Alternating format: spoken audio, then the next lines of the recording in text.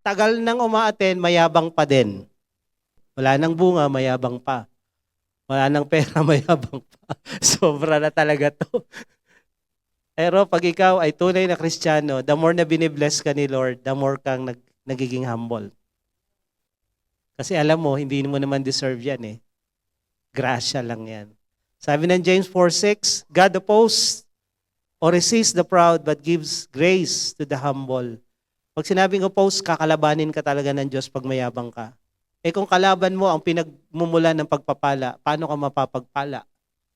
Kalaban mo siya. At hindi lang oppose, resist. Yung word na resist, tinatanggihan ka, pinagtatabuyan. So ang Diyos ayaw sa mayabang. At sabi ko lagi ito, those who know themselves will never be proud. Kung kilala mo sarili mo, imposibleng magyabang ka.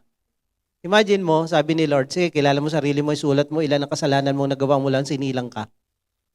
Ilang truck ang kailangang lagyan.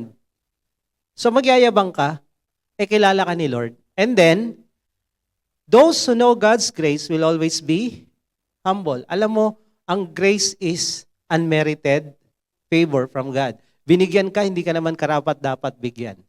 Kahit anong galing natin, kahit anong sipag natin, kahit anong diskarte natin, kung wala ang grasya ni Lord, wala kang mapapala sa buhay.